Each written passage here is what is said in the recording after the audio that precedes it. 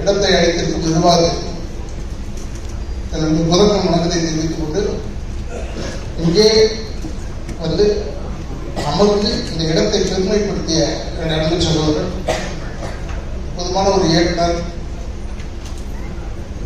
எனக்கு வாய்ப்பு கிடைச்சி கூட அவரோட நான் செய்ய முடியாமல் அது ஒரு வருத்தம் இருக்கு.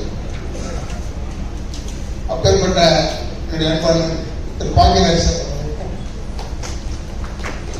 எங்களுக்கு முன்னால் பேசிய அவங்க வந்து எம்எல்ஏ அந்த லெவல் கிடையாது. அவங்க ஒரு மினிஸ்டரா இருக்கிறதுக்கு லாயக்கானவங்க. பெரிய இங்கே இல்லை, நார்த் இல்லை, இங்கே ஆக மாட்டாங்க. இது கஷ்டப்படுவோம். ஏன்னா உண்மை பேசுறவங்க இருக்கக்கூடாது. அதே போல நான் இங்கே வந்தே ஆக வேண்டும் சொன்னேன். எனக்கும் இந்த படத்துக்கு சம்பந்தம் கிடையாது. ஆனால் சம்பந்தம் இருக்கிறது உடனே இந்த தம்பிதுரையால. தம்பிதுரை வந்து என்ன, ஆனால் என் படத்தில் நீங்கள் நடிக்கணும்னு தான் வந்தார். வந்துட்டு நைஸா கேசட் வெளியிட்டு விட போறாங்க. இப்போ இதுக்கு போறேன்னா அது இருப்போமா இல்லையா, அந்த இதில் தான் வந்தேன். ஆனால் வராமல் இருந்திருந்தா ஒரு நல்ல விஷயத்தை நான் மிஸ் பண்ணியிருப்பேன். நான் பொதுவாக இந்த கேசட் வெளியிட்டு விழா இதுக்கெல்லாம் போகிறதே இல்லை. Now it has become change ஆயிடுச்சு. ட்ரைலரு, சாங், அது இது ஏறத்தால ஒரு முக்காவாசி படத்தை பார்த்த மாதிரி ஆயிடுது. அது நம்ம ஜனங்களுக்கு அப்படி ஒரு விஷயம். இதில் இருக்கிற சிரமம் தெரியாம தேட்டரில் படம் பார்த்துட்டே இருப்பான். இன்டர்வெல்லே அனுப்பிடுவான் அந்த ஃபோனில். நல்லா இல்லை, முடிஞ்சது கதை, நம்ம கதை நல்லா இருக்கு போடும். ஆனால் எதுவாக இருந்தாலும் நான் வந்து தமிழ் இனத்திடம் கேட்டுக்கொள்கிற ஒரே கேட்க, இது தமிழர்களுடைய படம். தமிழ் நீ தான் பார்க்கணும். இது தெலுங்காரங்க பார்த்தோ இல்லை ஹிந்திக்காரங்க பார்த்தோ இல்லை மலையாளிஸ் பார்த்தோ இது ஓடப்படுறதில்லை. அதனால் நீ பார்க்க வேண்டும். நீங்கெல்லாம் வந்து எங்களை பார்க்கும்போது காரில் நான் அதுதான் சில பேர்கிட்ட சொல்லுவேன். நானும் சகோதரர் விஜயகாந்த்லேருந்து நாங்கள் ஒன்றா இருந்தோம். எஸ் எஸ் சந்திரன், பாண்டியன், தியாகு, சந்திரசேகர். காரில் கேட்கப்படுற நடிகர் கூட திரும்பியே பார்க்காத. அவன் வந்து நல்லா இல்லை அப்படி நிறுத்தி முடக்க சொல்லுவான். ஏன்னா நம்ம அடையாளம் தெரியுங்கன்னு பார்க்கணும். இது ஒரு டெம்பரரி லைஃப், நான் இல்லைன்னு சொல்லலை. பட் இது பெர்மனண்டா இருக்கும். இப்போ கூட எங்க அப்பா என்ன அதை பத்தி பேசிக்கிட்டே இருக்காங்க. ஏதோ நல்லதோ கெட்டதோ ஏதோ ஒன்று சொல்லிக்கிட்டே இருக்காங்க. எது செஞ்சாலும் நம்ம வந்து நமக்கு மரியாதை கொடுத்தால் மரியாதை கொடுங்க. நம்ம சினிமாக்காரெல்லாம் சீப்பு கிடையாது. ரொம்ப கஷ்டமான விஷயம். தம்பிதுரை வந்து அவரை பத்தி பேசுறாங்க, எல்லா வேலையும் எடுத்துட்டு செய்யறாரு போது எனக்கு ஆச்சரியமா இருக்கு. சின்ன பையன், இந்த வயசுல கூட நானே 71 வயசு, 51வது வருஷம் சினிமாவில். நான் வந்து வெறும் நடிக்கிறதுக்கு தான் லாயக்கு. என்னுடைய சகோதரர் கமலஹாசன் மாதிரிலாம் என்னால் முடியாது. அந்த எல்லாத்தையும் மண்டையில போட்டுட்டு முட்டிக்கிட்டு இருக்காங்க. லண்டன் போல கூட சும்மா சுற்றி பார்க்கறதுக்கு போறது இல்லை. அங்கே போய் இந்த ஏஐ போய் கற்றுக்கிட்டு அது இன்னும் ஒரு ஆர்டிஃபிஷியல் இன்டெலிஜென்ஸ் சொல்லிட்டு அதை கற்றுக்கிட்டு இருக்காரு. ஆக அப்டேட்டா இருக்கிறவர் அவரை மாதிரிலாம் நம்மளால முடியாது. நமக்கு எவ்வளோ ஏகப்பட்ட வேலை, வெளி வேலை இருக்கு நிறைய. அதனால சொல்றேன். அதனால இதெல்லாம் நம்ம யோசிக்கிறதே இல்லை. வெறும் நடிப்பு, ஸ்டார்ட் கேமரா, நல்ல நடிப்போம்.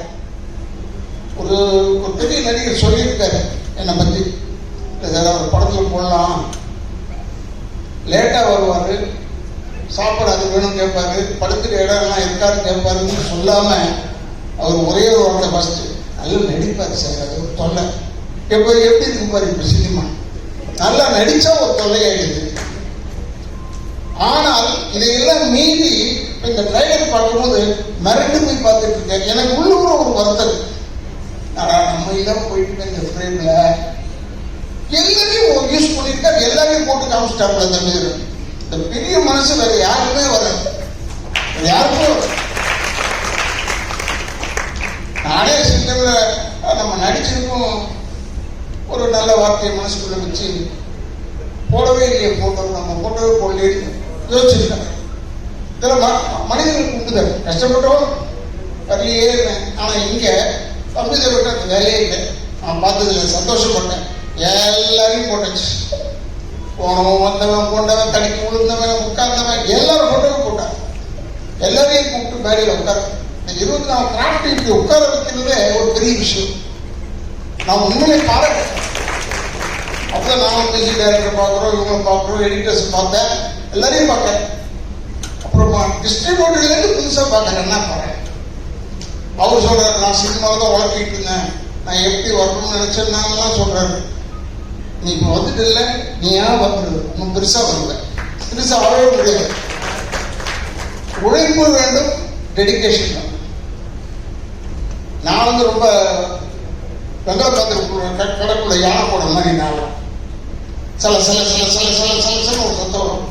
ஆனா கேமரா முன்னாடி போய் உட்காரணும், நிக்கணும்னு சீரியஸ் ஆகிடும். கில்லரி இன்ஸ்டிங்க்ட் வரும். எதிராளியை விடக்கூடாது, நம்ம பேர் வாங்கணும் அப்படின்னு தான் செய்யணும். செஞ்சாலும் ஏதோ ஒரு அளவுக்கு அது செய்யலாம். ஏன்னா சிவாஜி பாட்டு திருடுறது, புரட்சி தலைவர்கிட்ட திருடுறது, எங்க பாட்டு திருடுறது, ஜெமினி சார்கிட்ட திருடுறதெல்லாம் இருக்கு. அதெல்லாம் இல்லாம இல்லை, அவங்க அளவு இல்லை. ஏன்னா அவங்கெல்லாம் வந்து காவேரி நதி மாதிரி இல்லை, கங்கை நதி மாதிரி. நமக்கு வசதி இருக்கா மக்களை போட்டு எடுத்துக்க வேண்டியதான் தண்ணியா. நமக்கு வசதி இருக்கா பக்கெட்ல இருந்து தண்ணியை எடுத்துக்க. ஆனா எங்க அப்பா சொல்லி ஒரு நல்ல வேத வாக்கு அதை மட்டும் மனசுல வச்சிருக்கேன். என்ன சொல்லுவாரு, தூங்கும் போது கூட காலை ஆட்டிக்கிட்டே தூங்கணும்டா, இல்லைன்னா சினிமாவில் விட்டுட்டு போயிடுவோம், செத்து போயிட்டோம், வேற ஆளை போட்டு போயிடுவோம். அதை நான் பார்த்தேன். இந்த 1.5 வருஷத்துல 1.5 வருஷம் எனக்கு இந்த கால் ஆப்ரேஷன் நான் பண்ண பின்னாடி அது பேக் போன் பிரச்சனை வந்துச்சு, எனக்கு உடஞ்சிருச்சு. அப்போ ஒரு 1.5 வருஷம் இப்பதான் வந்து சினிமாலாம் நடிக்க ஆரம்பிச்சேன். இதை எழுதுறாங்க, உடம்பு சரியில்லைன்றத போடுறான், உடம்பு நல்லா ஆயிடுச்சுன்றத போட வேணாமா? ஏன் சொல்றது போட மாட்டேன்? அவர் நல்லா இல்லை, நல்லா நடக்கிறேன் போனேன், அந்த கிரச்சஸ் வச்சுட்டு போனேன். அது போய் 2 வருஷம் ஆச்சு. 2 வருஷம் கதையை இப்போ போடுறேன். இது ஒன்றும் இதை இப்போ போய் ரொம்ப பேர் துக்கம் விசாரிக்கிறாங்க. ஆனால் இப்போ நல்லா இருக்கியா, நீ நல்லா இருக்கேன் இல்லையா? இல்லை கிரச்சஸ் அது இல்லை, 2 வருஷம் ஆச்சு. கிரச்சஸே வளர்த்துருச்சு, அந்த அளவுக்கு ஆயிடுச்சு. 2 வருஷம் ஆயிடுச்சு. நான் ஏன் உங்களை தொடர்னாங்க, நிறைய நாளாக வந்து சாவர வரைக்கும் நடிக்கணும். எனக்கு அதான் ஒரே ஆசை. டைரக்டர் ஆகணும், அதெல்லாம் என்னால் முடியாது. என்ன கேட்டாங்க, ஏன் நீங்கள் டைரக்ட் பண்ணலையாங்க? நான் டைரக்ட் பண்ணலாம், பாக்கிற சார்லாம் பார்த்து ஆச்சரியப்படுறேன். டைரக்ட் பண்ணுவேன், பட் இருந்தாலும் ஏதோ கொலை பண்ணிடுவோம்னு பயப்படுறேன். ஏன்னா எனக்கு இருக்கிற கோபம் அப்படி. சரியாக நடிக்கலன்னா அவங்கள மாதிரி 1 மோர்லாம் கேட்க மாட்டேன். இவனை முடிச்சுட்டு கதையை முடிச்சுட்டு வேற ஒரு ஆளை போடுறாங்க. இப்போ பாருங்க, நாளைக்கு டைட்டில் பாருங்க, இந்த மீட்டிங்குடைய டைட்டில் வரும், கொலை செய்வேன் ராதாகிருஷ்ணன்.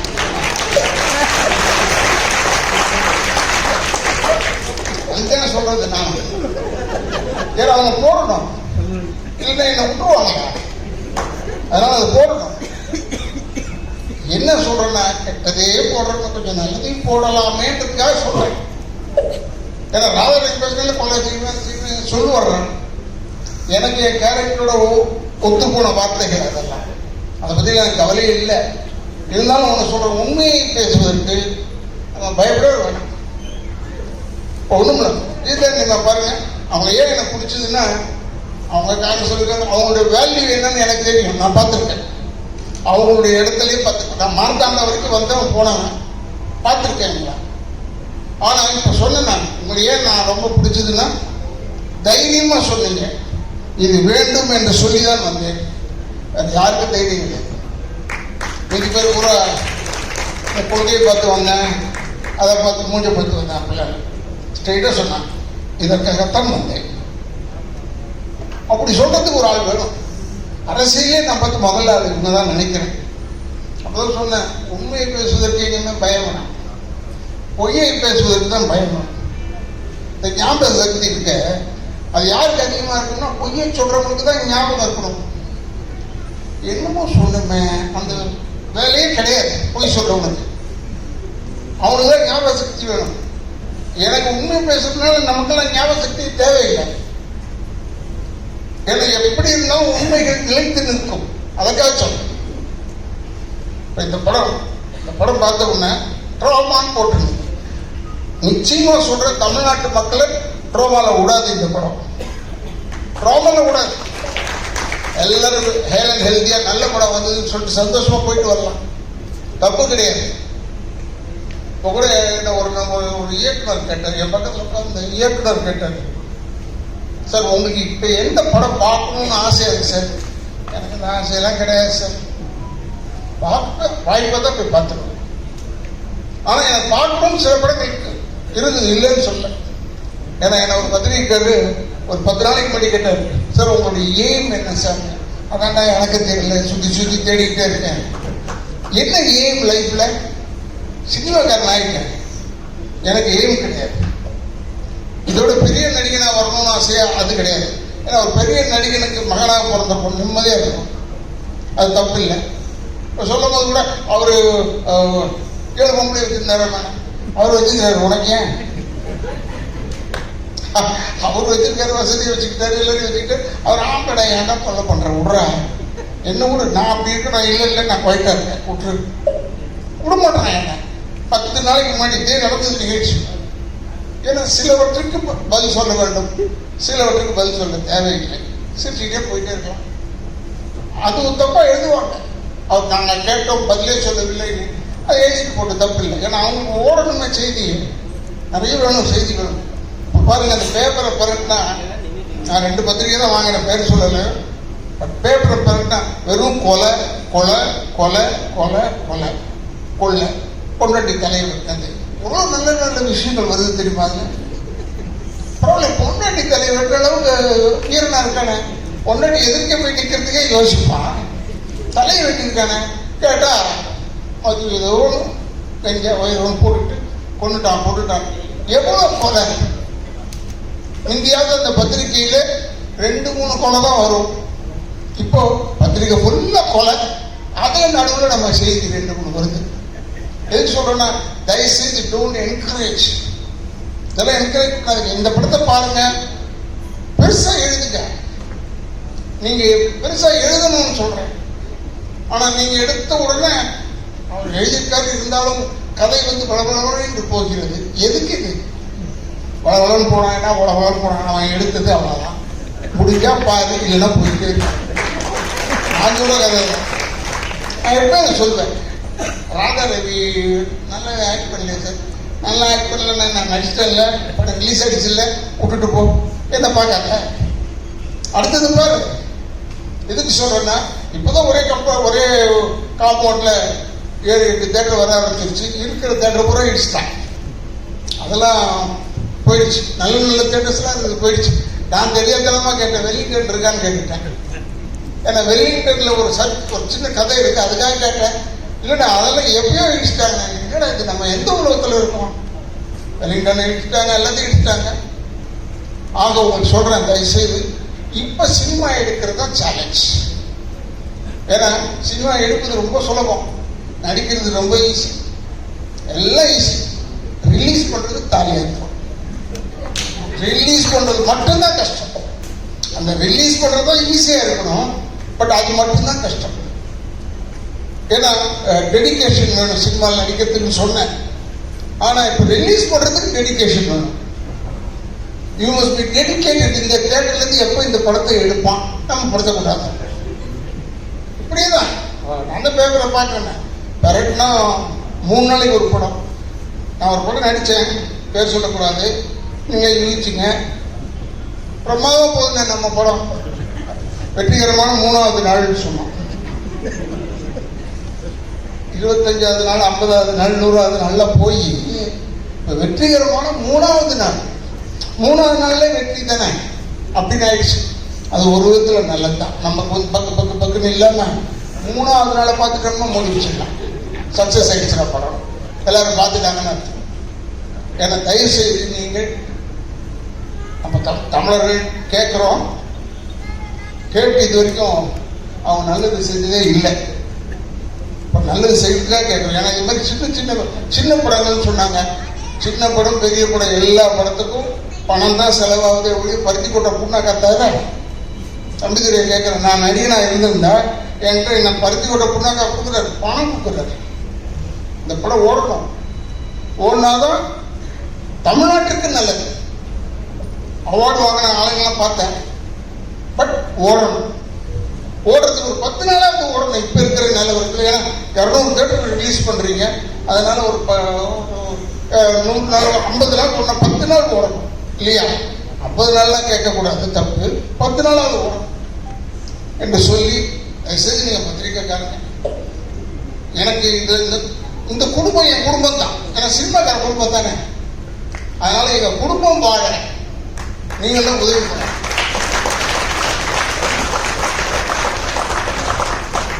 எங்களுக்கெல்லாம் வீடு தர மாட்டீங்க. பொதுவாக பப்ளிக் வந்து எங்க வேணாலும் கேளுங்க, வாடகை வீட்டு நடிகராலேயும் போக முடியுமா? முடியாது. ஆனா இவங்க பொழுதுபோக்குறது யாருன்னா எங்களை பார்த்து தான் பொழுது போகுது, ஜாலியா இருக்காங்க, ரசிக்கிறாங்க, டிவி ஆன் பண்ணிட்டு நம்ம படங்களை தான் பார்க்குறாங்களே ஒழிய. அப்போ போய் கேட்டு பாருங்க, சரி ஒரு நேரம் சிரிச்சுட்டு இருந்தீங்க, நான் தான் சார் நான் நடிகேன், எனக்கு ஒரு வீடு கொடுங்க. வீடு தர மாட்டேன் சினிமாக்காரன். ஏன்? நீ சந்தோஷப்படுறதுக்கு சினிமாக்காரன் தேவைப்படும், ஆனா வாடகை இருக்கிறதுக்கு எங்களுக்கு விட மாட்டாங்க.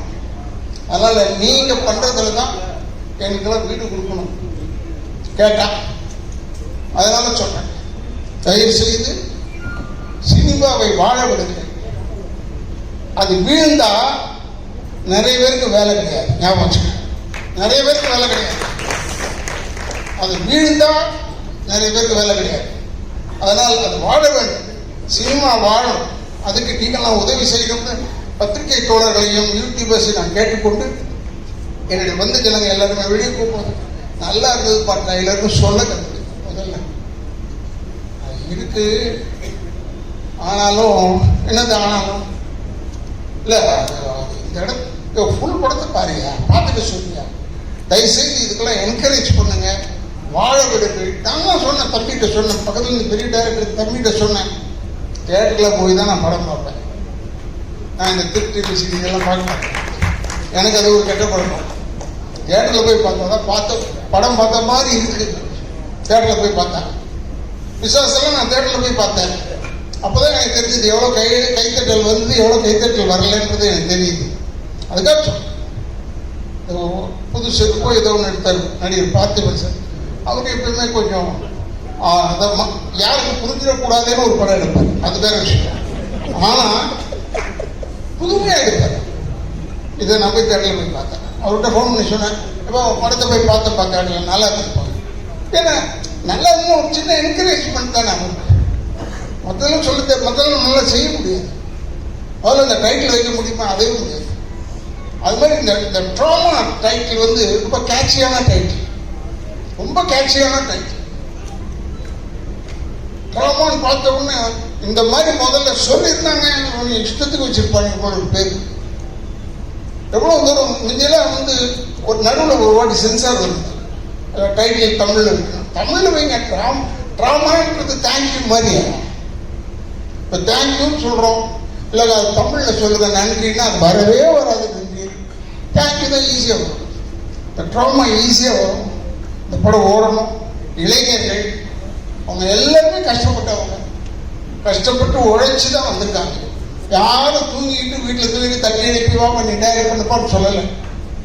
ரொம்ப கஷ்டத்தில் வந்திருக்காங்க. கஷ்டம்னா இந்த கஷ்டம், பல கஷ்டத்தை சொல்லணும். அதனால் அந்த சிரமப்பட்டு வந்தவர்களுக்கு நீங்கள் சிரமம் பார்க்காமல் இந்த படத்தை அவங்க வாழ வைப்பதற்காக நீங்கள் வாழ்ந்து காட்டுங்க, அவ்வளோதான் சொல்லுங்கள்.